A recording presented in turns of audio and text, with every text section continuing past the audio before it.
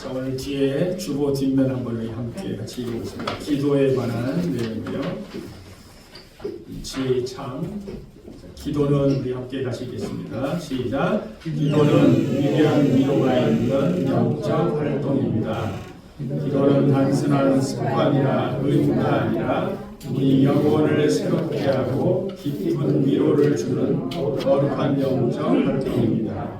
삶의 무거운 짐과 끝없는 걱정 속에서도 우리는 기도를 통해 하나님의 평강과 위로를 경험할 수 있습니다. 기도는 우리에게 위로와 치유의 능력을 생생하게 보여줍니다. 기도는 우리의 연약함과 상처를 하나님께 내어놓고 그분의 인재 안에서 회복과 평화를 누리는 신비로운 통로입니다. 단순히 말하는 행위가 아니라 마음과 영혼이 하나님과 만나고 교제하며 참된 안식을 얻는 경험입니다. 우리가 원하는 거 들어달라고 하는 그런 단순한 말이 아니라는 거죠. 하나님과 영적인 친밀한 교제가 바로 기도입니다. 기도의 힘씀으로 우리 영혼이 참된 쉼을 누릴 수 있기를 축복합니다. 여러분, 우리 인생의 중요한 전환점마다요, 그 시작을 알리는 의식이 있어요. 우리 입학식 있죠. 결혼식, 취임식, 취업식. 이런 의식은 단순히 행사가 아니라 뭡니까? 입학한다는, 나 이제 학생입니다. 우리는 부부입니다. 나는 이제 회사 대표입니다. 나는 직장인입니다. 라고 하는 뭘 말해주는 거예요? 자신의 새로운 정체성을 세상에 선포하는 거예요. 오늘 본문은요, 인류 역사상 가장 위대한 시작의 하나를 보여주는 장면입니다. 예수님께서 우리를 구원하기 위한 공식적인 발걸음을 공생애라고 해요. 공생애를 시작하는 장면이에요. 자, 만왕의 왕이신 그분의 시작은 화려한 왕궁이 아니라 어디냐면 요단강 물속입니다. 왜 예수님은 세례라는 겸손의 방식으로 그 위대한 사역을 시작하셨는가? 여러분, 세례는 누가 받는 거죠? 죄인이 죄를 회개하고 받는 거잖아요. 근데 예수님은 죄가 전혀 없으신데 왜 죄인들의 줄에 딱 서서 이 세례를 받으시는가? 세례 줄에 쫙 있는 거기 서셔서 세례를 받는 장면이에요. 오늘 말씀을 통해서요, 우리 예수님의 이 공생의 시작이 오늘 우리 살아가는 우리에게 무엇을 말해주는가? 첫 번째, 우리 13절 한 목소리 한번 읽겠습니다. 13절 함께 시작. 이때 예수께서 갈릴리로부터 일어난 것이 이르러 요한에게 세례를 받으려 하시니. 네, 이때 세례 요한이 여러분 광야에서 외쳤어요. 뭘 외쳤습니까? 회개하라, 천국이 가까웠느니라. 하나님의 나라가 임했다는 거예요. 회개하라는 거예요. 그러자 그 회개의 메시지를 듣고 어떻게 해요? 많은 사람들이 몰려와서 어떻게 해요? 세례를 받았어요. 왜 수많은 사람들이 광야에서 외치는 이 회개의 소리를 듣고서 몰려들었는가? 지난 시간에 나왔죠. 말라기 이후에 무려 400년 동안요, 하나님의 말씀이 들리지 않았어요. 선포되지 않은 거죠. 그러니까 영적으로 뭐예요? 어두운 시대에서요, 말씀이 들리지 않는 영적인 공고한 시대였다는 거예요. 여러분, 우리 영혼도 마찬가지예요. 우리 영혼이 이렇게 허무함을 느끼잖아요. 그러면 진리에 대해서 갈급한 마음이 생기게 돼 있어요. 자, 우리 말씀 한번 볼까요? 아모스 8장 11절 우리 함께 읽겠습니다. 시작. 주 여호와의 말씀이니라. 보라, 너니 이르지라. 내가 기근을 땅에 보내리니 양식이 없어 주님이 아니며 물이 없어 바람이 아니요 여호와의 말씀을 듣지 못한 기근이라. 하나님이 기근을 보내겠다는 거예요. 자, 근데 여러분 보세요. 양식이 없는 기근보다 훨씬 심각한 상태가 뭐라는 거예요? 하나님의 말씀에 대한 기근을 말해요. 말씀을 듣지 못하는 걸 말하는 거예요. 예? 여러분, 우리 영혼에 대해서 여러분 말씀에 대한 이 갈급함이 있으면요, 말씀이 선포될 때 들리기 시작합니다. 여러분. 내가 너무 편안하고 먹고 살만하고 아무 근심 걱정이 없잖아요. 진리의 말씀이 잘 안 들려옵니다. 우리 인생에 어려움을 겪잖아요. 그러면 이 진리의 말씀이 들리게 돼 있어요. 내가 막 두려움 가운데 있어요. 고칠 수 없는 질병 가운데 있어요. 내가 감당할 수 없는 고통 가운데 있어요. 그때 하나님께서 두려워하지 말라. 내가 너와 함께함이니라. 놀라지 말라. 나는 내 하나님 됨이니라. 내가 너를 굳세게 하리라. 이러면요, 그 말씀이 들릴까 안 들릴까요? 들린다니까요, 여러분. 아무 일이 없을 때는 전혀 들리지 않는 거예요. 저와 여러분 삶 가운데도 영혼의 목마름이 일어날 수 있길 바랍니다, 여러분. 그때 우리는 진리의 말씀에 관심을 갖고 진리의 말씀을 듣게 되어 있어요, 여러분. 자, 세례 요한에게 사람들이 막 몰려 세례 받을 때요, 이때 예수님도 뭐 했다는 거예요? 지금 세례 요한에게 세례 받기 위해서 뭐예요? 요단강으로 오셨다는 거예요. 회개 받는 줄이 쫙 서 있는데 거기에 쓰셨다는 거예요. 근데 여러분 아까 그랬잖아요. 세례는 누가 받는다고요? 죄 있는 사람이 죄를 자복하고 이제 하나님께 돌아오겠다는 결단의 표시로 저 새로운 삶을 살겠습니다. 죄를 청산하겠습니다. 라고 고백하는 게 뭐예요? 회개란 말이에요. 여러분, 근데 예수님은 죄가 없으신 분이에요. 그러니까 이 회개의 줄에 서시면 돼요, 안 돼요? 안 되는 거죠.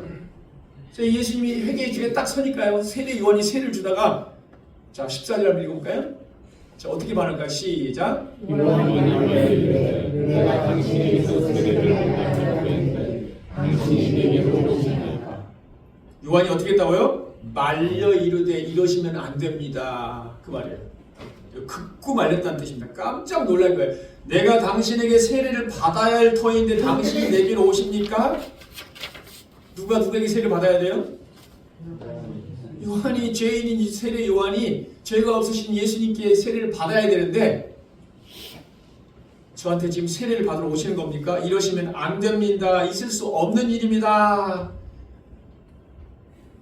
세례 요한이 이렇게 고백하는 이유가 뭘까요, 여러분? 예수님이 누군지 알기 때문에 그래요. 그 앞전에 바로 고백했잖아요. 뭐라고 그랬어요? 지난 시간에 나는 그의 신발끈을 풀기도 감당하지 못할 자입니다. 그죠? 그러니까 어떻게 죄인들을 위한 세례를 예수님께 제가 베풀 수 있겠습니까? 있을 수 없는 일입니다. 그렇죠, 여러분? 예수님은 세례 받으실 필요가 없는 분이죠. 근데 왜 세례 요한에게 세례를 받으러 가시는가? 오늘 이 중요한 이 이유에 대해서 예수님이 답변을 하십니다. 15절 읽겠습니다. 시작. 예수께서 대답하여 이르시되 이제 바라보라. 우리가 이와 같이 하여 모든 일을 이루는 것이 합당하니라 하시니 이에 요한이 허락하는지라. 자, 예수님께서 뭐라고 합니까? 이제 허락하라. 우리가 이와 같이 하여 모든 의를 이루는 것이 합당하니라. 내가 세례를 꼭 받아야 된다는 거예요. 왜요? 네, 모든 의를 이루신다는 거예요, 여러분. 근데 여기 보니까 뭐라고 되어 있어요? 우리가 그랬죠. 우리가가 누굽니까? 세례 요한은 누구예요? 예수님. 그러니까 세례 요한은 세례를 베풀어야 되고 예수님 뭐 한다고요? 세례를 받아야만이 뭘 이룬다고요? 모든 의를 이루신다는 거예요. 여러분, 세례 요한의 사명이 뭐였습니까, 여러분? 광야에 외친 자라고 했잖아요. 주의 길을 예비하는 자라고 했잖아요, 여러분. 그죠? 어떻게 준비합니까? 천국 복음을 선포해서 사람들이 어떻게 마음의 죄를 깨닫고 뭐 하는 거예요? 세례를 받는 거예요. 그러니까 지금 세례를 주는 게 맞는 거죠, 여러분. 그래서 하나님의 의를 이루는 거죠. 자, 근데 예수님께서 세례를 받으신 이유는 뭐냐? 모든 의를 이루기 위함이다. 여기서 의, 디카이오시네라고 해서 의, 하나님과 바른 관계, 하나님의 뜻을 말하는 거예요. 이렇게 해야만이 뭐 한다는 거예요? 하나님의 뜻을 이룬다는 거예요. 예수님이 세례를 받아야 하나님의 뜻을 이룬다. 도대체 하나님의 뜻이 뭘까요? 하나님의 구원 계획을 말하는 거예요. 아, 예수님이 세례를 받아야만이 우리를 향한 하나님의 구원 계획이 이루어진다는 거예요. 그렇다면 여러분, 예수님의 세례가 어떻게 하나님의 의를 이루는 걸까? 어떻게 하나님의 구원 계획을 이루시는 걸까요, 여러분? 자, 첫째 여러분, 세례는요 죄가 있는 사람이 받는 거라고 그랬죠. 그런데 죄가 없으신 예수님이 세례를 받는 것은 자신이 스스로 뭐 하는 거예요? 죄인의 자리에 뭐 하는 거예요? 서신다는 거예요. 왜 죄인의 자리에 서신가요, 여러분? 우리 죄인들과 인간과 완전히 뭐 하는 거예요? 동일시, 연대라고 말해요. 동일시 하는 거예요. 동일시. 예수님은 우리를 구원하기 위해서 하늘 보좌를 버리시고 스스로 뭐 했다는 거예요? 죄인의 자리에 내려오신 거예요. 죄 아래 신음하고 있는 우리 자신과 동일시함으로써 우리의 모든 죄악을 뭐 하겠다는 거예요? 담당하시겠다는 거예요. 네. 요단강의 세례는요, 그래서 십자가의 죽음을 예표하는 겁니다. 첫 걸음이에요. 예수님이 물속에 딱 들어가실 때요, 누구의 죄가 죽는 거예요?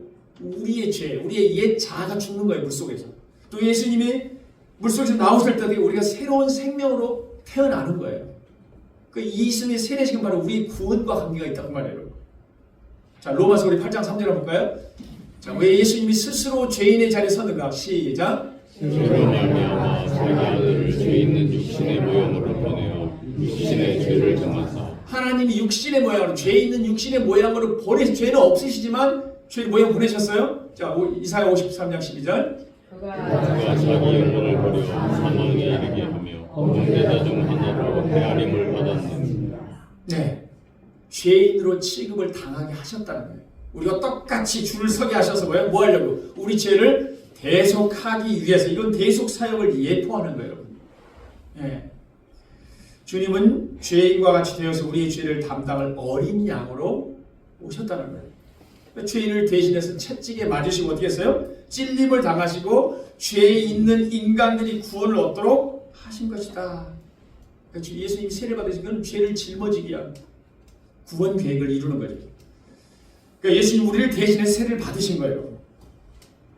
그래서 어떻게? 우리 하나님의 구원 계획과 뜻을 이루는 거다. 그러니까 인류를 대표해서 세례를 받으심으로 우리가 받아야 할 심판의 물. 여러분, 물속에 들어간다면 죽는다는 걸 말해? 심판을 받는 걸 말하는 거예요. 우리를 대해서 심판을 물속에 미리 들어가신 거예요. 그리고 다시 나온다는 걸 말합니까? 십자가에 죽으시고 부활한 사건을 예표하는 걸 말합니다. 그래서 어떻게 해요? 우리는 예수님을 통해서만 하나님의 의롭다 하심을 얻을 수 있다는 거예요. 예수님만이 길이요 진리요 생명이라는 걸 우리에게 지금 보여주고 있는 겁니다, 여러분. 그래서 예수님은 이 하나님의 구원 계획을 아셨기 때문에 이 세례식이라고 하는 순종의 순종함으로 하나님의 뜻을 이루셨다. 이게 첫 번째 의미입니다. 예수님의 세례가 뭘 의미하는가? 두 번째는 여러분, 하나님 아버지에 대한 완전한 순종을 말하는 거예요. 아까 그랬죠? 세례를 통해서 하나님이 우리를 구원하기 위한 계획을 가지고 있다고 그랬잖아요. 그 뜻에 뭐 했다고요? 순종하셨다. 그러니까 예수님의 삶 전체는 뭐예요? 하나님의 뜻에 대한 순종이었어요, 여러분. 자, 예수님이 뭐라고 하냐면 이렇게 말합니다. 요한복음 6장 38절에 내가 하늘에서 내려온 것은, 그러니까 예수님이 왜 하늘 보좌를 버리시고 사람의 몸을 입고 우리 가운데 오셨는가? 내려온 것은 내 뜻을 행하려 함이 아니요 나를 보내신 이의 뜻을 행하려 함이니라. 누구의 뜻을 행하기 위해 오셨다고요? 하나님 아버지 뜻을 행하기 위해 오셨다는 거예요. 하나님 아버지의 순종을 말하는 거예요. 내 원대로 마옵시고 아버지의 원대로 하옵소서. 그러니까 공생애를 시작하는 이 첫 걸음부터 뭐예요? 하나님의 아버지의 뜻이라면 자신을 낮추고 죄인의 모습이 되는 것까지 뭐예요? 기꺼이 감당하겠습니다 라고 하는 고백을 말하죠. 이 세례가 여기에 순종의 결단이 담겨 있다는 거예요. 여러분, 오늘 우리 역시 어떻게 하면 우리가 하나님의 의를 이룰 수 있을까? 우리가 막 위대한 일을 해서 의를 이루는 게 아니에요, 여러분. 어떻게 이룰 수 있습니까? 네, 예수님이 하나님의 뜻에 완전히 순종하신 것처럼 우리도 뭐라는 거예요? 예수님처럼 하나님 말씀에 순종하면 하나님의 의가 뭐 한다는 거예요? 우리를 통해 하나님의 뜻이 이루어진다는 거예요. 우리의 삶의 자리에서 우리 일할 때도 어떻게 해요? 모든 일을 무슨 일을 하든지 죽게 하듯 어떻게 하라고 그랬죠? 죽게 하듯 하라. 사람들이 보든 안 보든 뭐예요? 우리 주님 앞에 살아가는 존재이기 때문에 하나님을 의식하면서 성실하게 감당한다. 그럼 뭐 하는 거예요? 하나님의 뜻을 이루는 거예요. 그러니까 성공했느냐 안 했느냐 이거보다 더 중요한 게 뭐라고요? 그 하나님의 뜻에 우리가 순종하느냐 하지 않느냐 이게 중요하다는 거예요. 그러니까 우리가 이해되지 않는 순종의 자리로 부르심을 받을 때가 있어요, 여러분. 체면이 구겨지고 자존심이 내려가고 막 손해볼 때가 있어요, 여러분. 내가 이렇게 정직하면 손해볼 수가 있는데, 그래서 사람들이 하나님의 뜻은 분명히 이라고 얘기하는데 내가 이해가 되지 않기 때문에 어떻게 해? 순종하지 않는 거죠. 왜? 내가 손해보기 때문에 순종 안 하려고 하는 거예요. 지금 당장은 손해볼지 모르지만 나중에 어떻게 되니까, 이제 뒤에 나오지만 하늘의 문이 열리는 사건이 나옵니다. 왜요? 순종한 다음에 하늘의 문이 열리는 사건이 나오는 거예요. 네. 때로 우리가 하나님 말씀이 이해되지 않거나 손해가 좀 느껴질 때도 어떻게 하는 거예요? 나의 뜻보다 하나님의 뜻을 우선하며 순종할 수 있느냐? 그럴 때 하나님의 의가 이루어진다는 거예요. 오늘 우리에게 주신 하나님의 작은 감동 있잖아요. 하나님이 저 옆사람을 보니까 저 옆사람에게 위로해 주는 게 좋겠다, 섬겼으면 좋겠다, 이런 감동 갔을 때 뭐예요? 우리가 순종하면 어떻게 된다는 거예요? 하나님의 의가 이루어진다는 거예요. 막 거창한 것이 아닙니다, 여러분.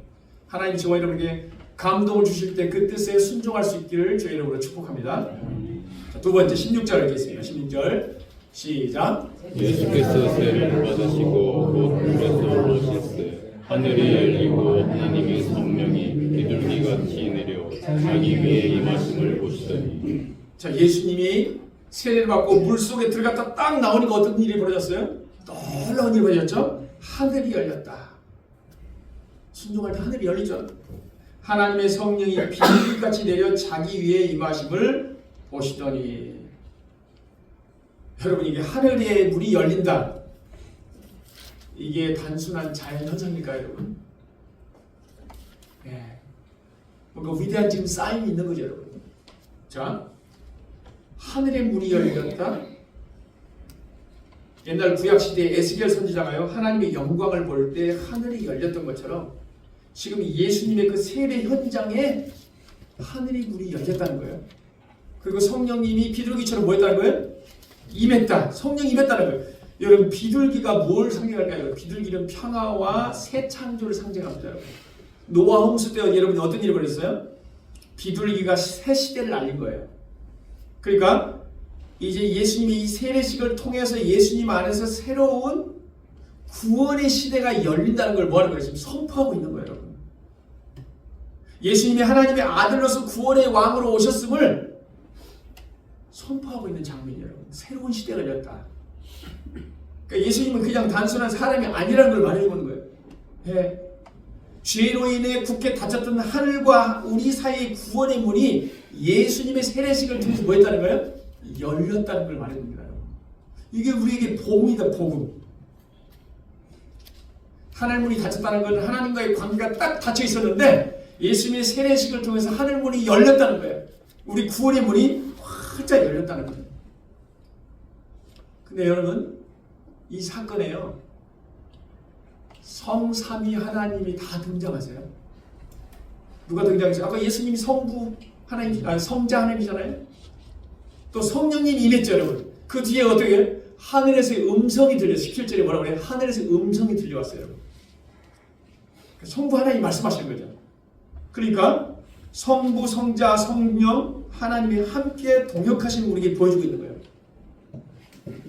예수님은 하나님 뜻에 순종하셨죠?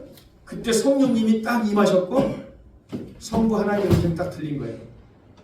이 성부, 성자, 성령 이 삼위 하나님은요, 각각 세 위격이 한 자리 각각 다른 역할로, 그러나 완벽한 조화 속에서 뭐예요? 우리의 구원을 위해 함께 일하고 계신다는 걸 우리에게 보여주고 있는 거예요. 여러분, 이 성부, 성자, 성령, 이 삼위 하나님이 어떻게 우리의 구원을 이루시는 데 관여하십니까, 여러분? 자, 저와 여러분이 구원받는 거예요, 여러분. 오늘 내가 죄를 깨닫고 예수를 영접했다. 나는 오늘 구원받았잖아요, 여러분. 근데 성부 하나님은요, 이미 창세 전부터 우리의 구원 계획을 뭐 했다고요? 계획하셨다. 그리고 예수님을 보내셔서 그분을 영접하는 자에게 뭐라고요? 구원이 임하게 된 거예요. 그리고 자, 예수님이 우리 죄를 위해서 다 죽으시고 그분을 믿으면 구원을 얻는다고, 이게 복음인데 이 복음을 선포해도 다 믿습니까, 여러분? 다 믿어요, 여러분? 아니잖아요. 누가 일하셔야 돼요? 성령님이 저동신 성령님이 우리에게 죄를 깨닫게 하시고 예수님이 구원자라는 걸 우리에게 깨닫게 해주셔야만이 우리가 그분을 영접할 수 있다 그 말이에요. 예. 자 여러분, 자 이것은 우리에게 뭘 말합니까? 성부, 성자, 성령 하나님이 단독 사이가 아니라 성부 하나님의 사랑 계획과 성자의 순종의 성취와 그 다음에 성령의 능력의 적용이라는 이 삼위일체의 연합을 통해서 우리 구원이 이루어졌다. 자 이것은 여러분 우리에게 무슨 말하냐면 우리 구원이 그냥 어쩌다 우연히 일어난 사건이 아니라는 거예요.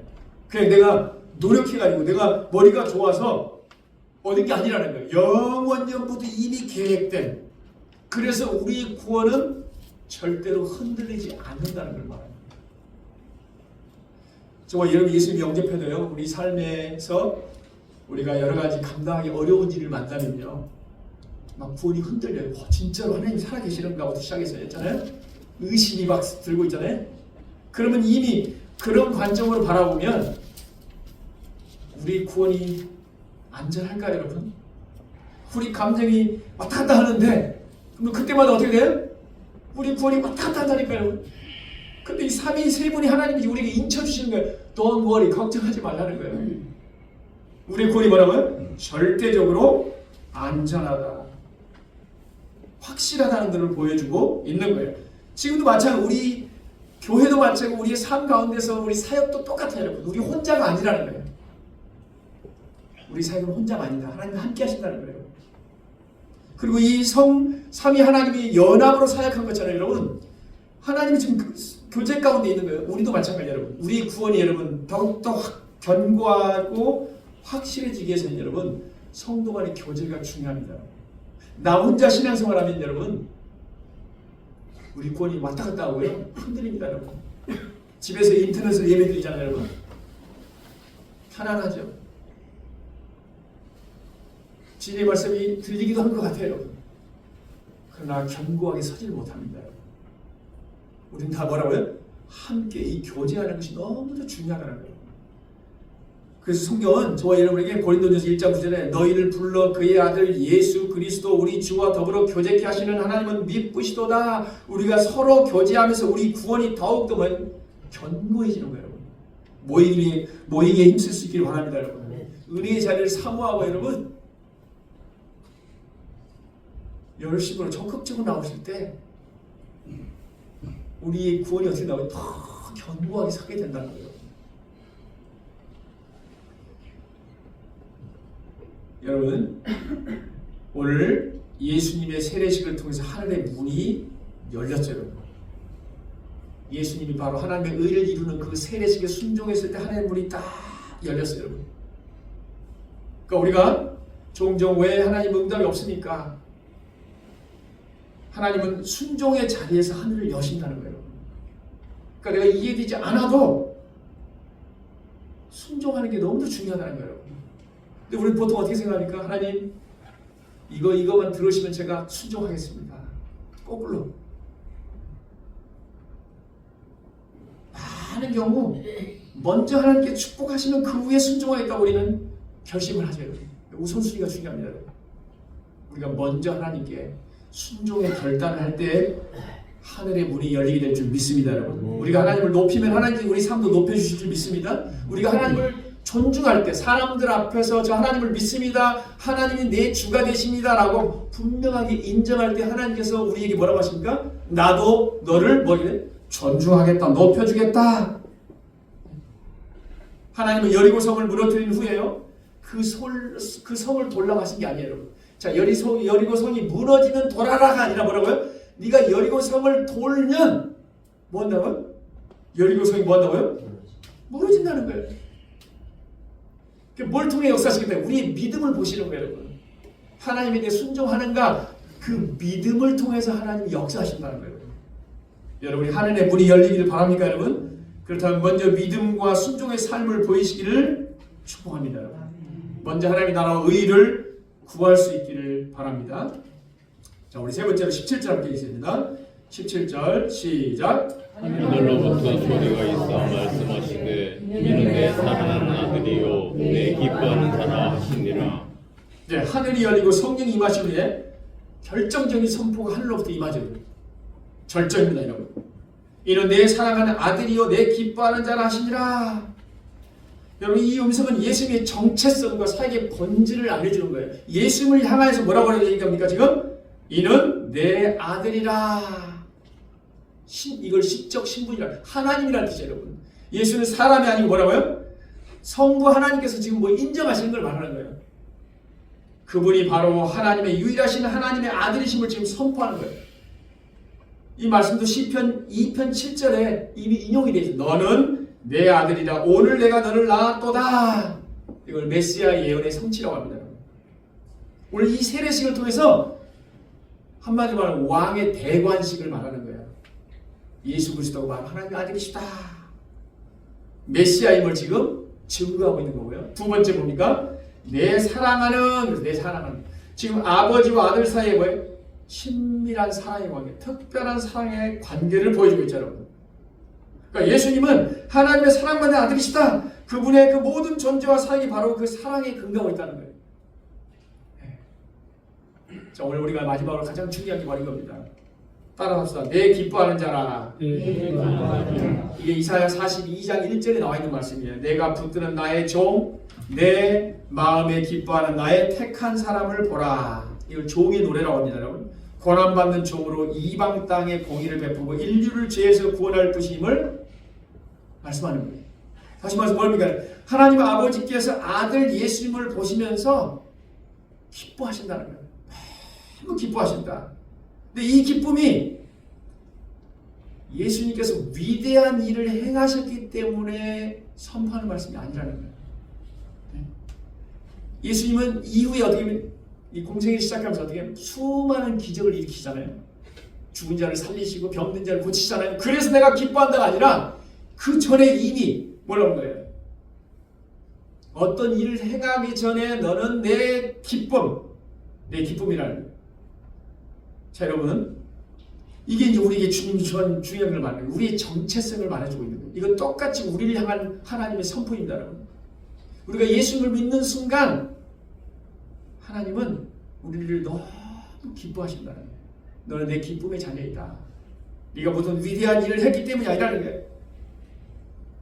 우리가 예수님을 믿고 그분과 연합할 때 하나님께 우리에게 동일하게 말씀하시는 거예요, 지금. 자, 우리 갈라디아서 3장 27절 우리 나와 있나요? 네, 한번 읽어볼까요? 시작. 누구든지 세례를 받는 자는 그리스도로 얻느니라. 자, 우리는 세례를 통해서 그리스도의 옷을 입는 거예요. 예수님과 연합이 되는 거죠. 옛 나는 자아는 죽고 예수님의 생명으로 덧입는 걸 말하죠. 그 하나님은 더 이상 우리를 죄인인 우리의 모습 그대로 보이시지 않고 누구를 통해 보신다는 거예요? 의로우신 예수 그리스도를 통해서 우리를 보시기 때문에 우리를 기뻐하신다는 거예요. 너는 내 사랑하는 아들이다. 우리 따라서 한번 할까요? 너는 내 사랑하는 아들이다. 네? 너는 내 사랑하는 딸이다. 내가 너를 기뻐하노라. 우리가 세상에서 성공했던 실패했던 상관없다는 거예요.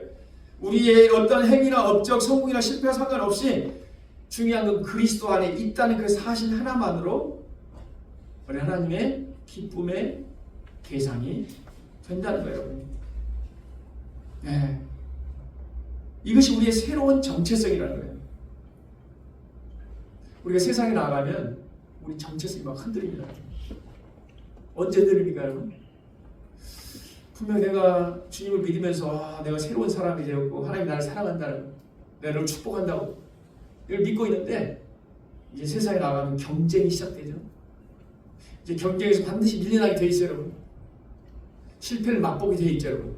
그럼 난 누구지? 난 뭐 하는 거지 지금?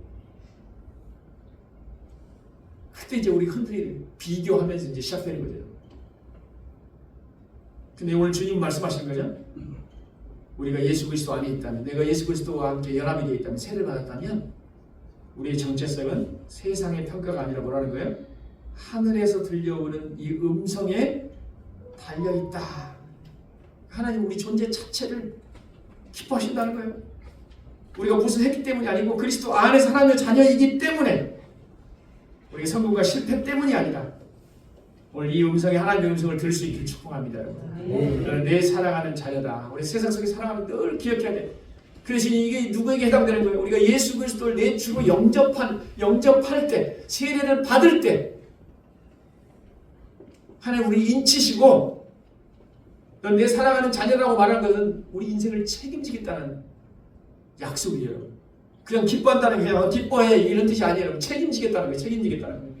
자, 얼마나 기뻐하시는지 스바냐 우리 3장 17절 우리 다 함께 읽겠습니다. 시작. 너희 하나님 여호와가 너희 가운데 계시니 그는 구원을 베푸시는 자들이시라. 그가 너로 말미암아 기쁨을 이기지 못했으며 너를 잠잠히 사랑하시며 너로 말미암아 즐거이 부르며 기뻐하시리라 하리라. 네, 하나님께서 어떻게 한다고요? 너로 말미암아 기쁨을 이기지 못하시며 잠잠히 사랑하시며 우리가 예수 그리스도와 연합이 될 때 하나님은 너무 기뻐하신다. 말할 수 없는 기쁨. 우리가 그런 자녀라는 거예요. 근데 성령이 임할 때 이런 음성이 들리니까 성령이 임할 때 너는 내 사랑하는 아들 내 기뻐하는 자라.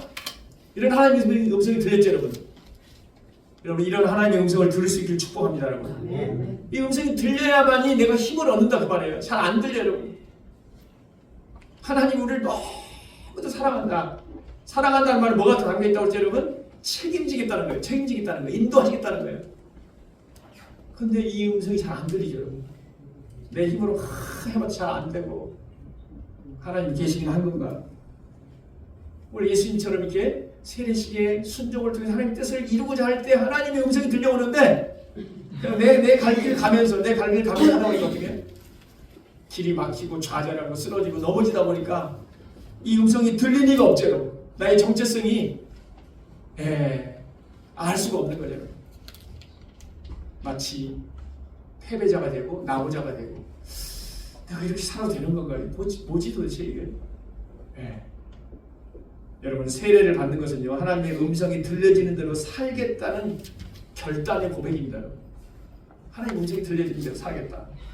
예수님을 믿고 성령의 이름으로 세례를 받는 나는 이제 어떻게 된다는 거예요? 예수님의 통치를 받으며 살겠습니다.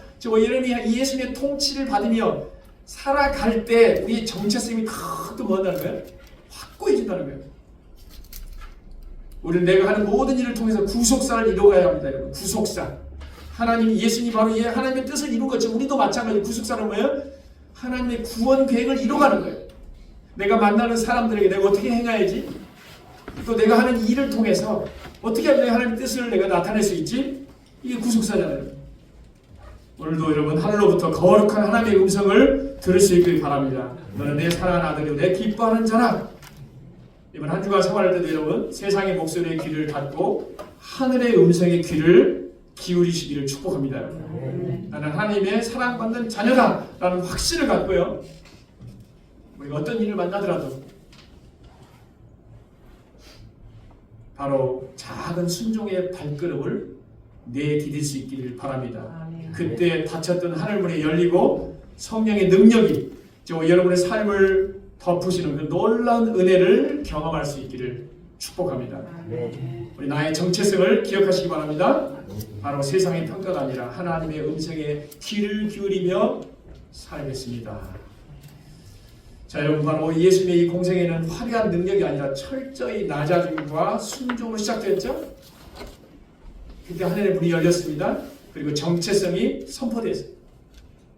우리의 삶도 동일합니다. 여러분 순종의 자리에서 성령의 임재를 경험하고 하나님의 음성을 듣게 될 줄 믿습니다. 혹시 지금 낮아진 자리, 이해되지 않는 자리, 소래 같은 자리에 서 있습니까, 여러분?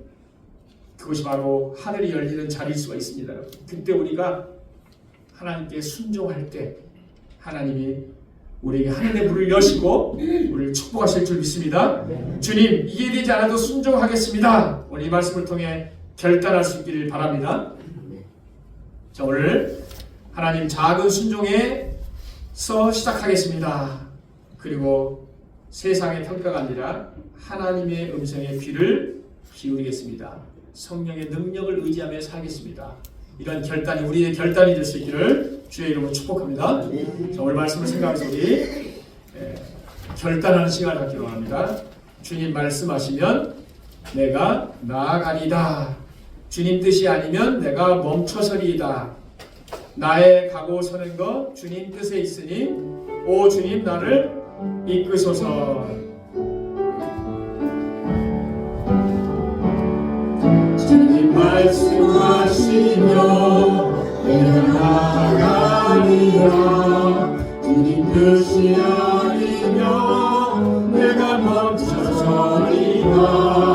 나의 가고 서는 곳 주님 뜻에 있으니 오 주님 나를. 다시 한번 주님 말씀하시며 주님 말씀하시며 내가 나아가리라. 주님 뜻이 아니면 내가 멈춰서리라. 나의 가고 서는 곳 주님 뜻에 있으니 오 주님 뜻하신 그곳에 뜻하신 그곳에 나 있기 원합니다. 이끄시는 대로 순종하며 살리. 연약한 내 영혼 통하여 임하소서. 주님 나라와 그 뜻을 위하여 뜻하신 그곳에 나 있기 원합니다. 이끄시는 대로 순종하며 살리니. 연약한 내 영혼 통하여 일하소서. 주님 나라와 그 뜻을 위하여 오 주님